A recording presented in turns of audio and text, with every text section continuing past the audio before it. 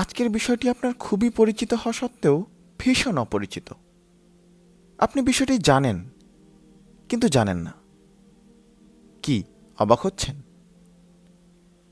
খুব কম মানুষই আছেন যারা এই বিষয়টি সম্পর্কিত কোরআনের কোনো আয়াত অথবা হাদিস জানেন না। জীবনে কোনো না কোনো সময় শোনা হয়েছেই, কিন্তু এর ভার, এই শব্দগুলো কতটা ওজন বহন করে তা কি আমরা জানি? চলুন তাহলে শুরু করা যাক। আপনার কাছে এমন একটি অস্ত্র রয়েছে যেটি দিয়ে চাইলে আপনি কারো অন্তর ছিন্ন বিচ্ছিন্ন করে দিতে পারেন, আবার চাইলে কারো অন্তরের দুঃখ বেদনা মুছে দিয়ে তার অন্তরে প্রশান্তি এনে দিতে পারেন। সে অস্ত্রের সদ্ব্যবহার আপনাকে কিয়ামতের দিন উঁচু মাকামে পৌঁছে দিতে পারে। ঠিক একইভাবে তার অসৎ ব্যবহার আপনাকে সেদিন দেউলিয়া করে ছেড়ে দিতে পারে।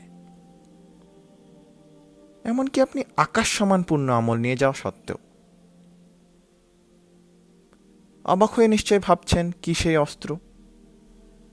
আপনার জবান।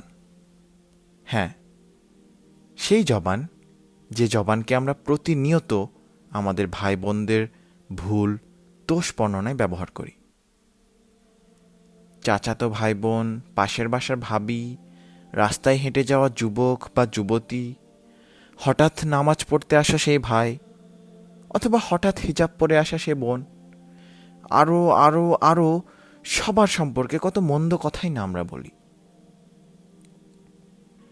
সারাক্ষণ উদ্গ্রীব হয়ে থাকি কিভাবে কারো ভুল খুঁজে বের করা যায়। যে গিবাহ সম্পর্কে আল্লাহ সুবহানাহু ওয়া তাআলা বলেছেন, ওয়ালা ইয়াগতাব বা'দুকুম বা'দান আইয়ুহিব্বু আহাদুকুম আন ইয়াকুলা লাহমা আখিহি মাইতান ফাকারিহতুমুহু। তোমরা একে অপরের গীবত করো না।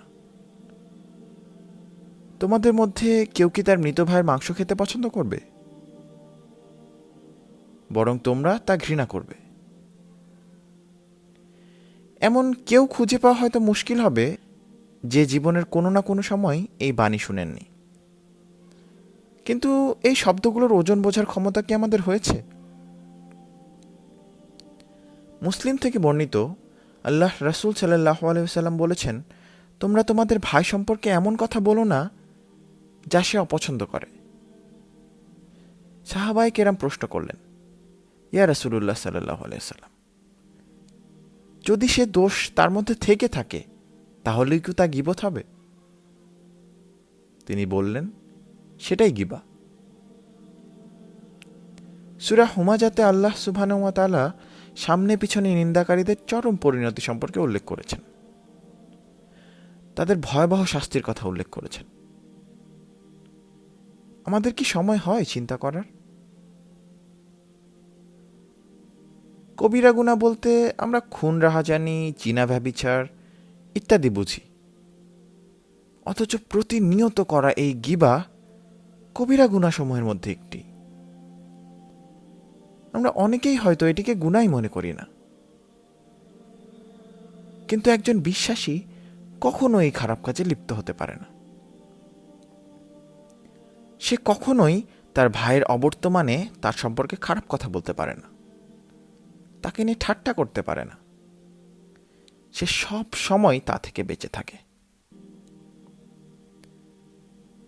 কিন্তু অতি সহজে পতিত হয় এই চরম পাপ থেকে কিভাবে নিজেকে থামানো যায়?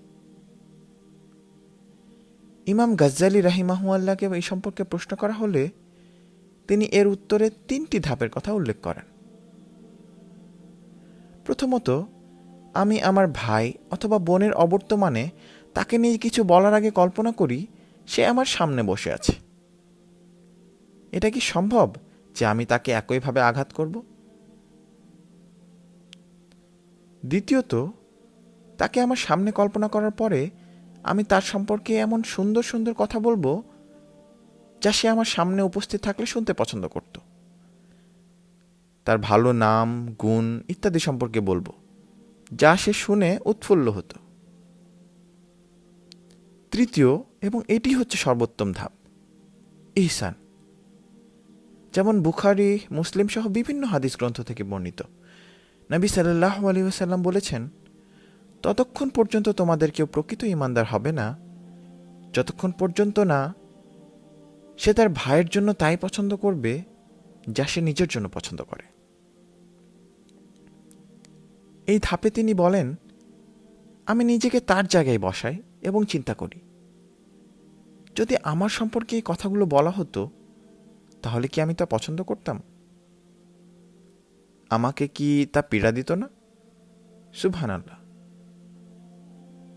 চলুন এই আত্মসংযমের মাসে আমরা নিজেদের এই জবানকে হেফাজত করি। আমার ভাই অথবা বোন সম্পর্কে এমন কথা না বলি যা তাকে আঘাত করবে, তার সম্মানকে আঘাত করবে।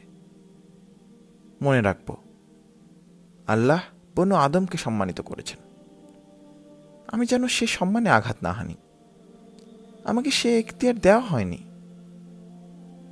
বনু আদমের সম্মান আল্লাহর কাছে কাবার চেয়েও অধিক পবিত্র।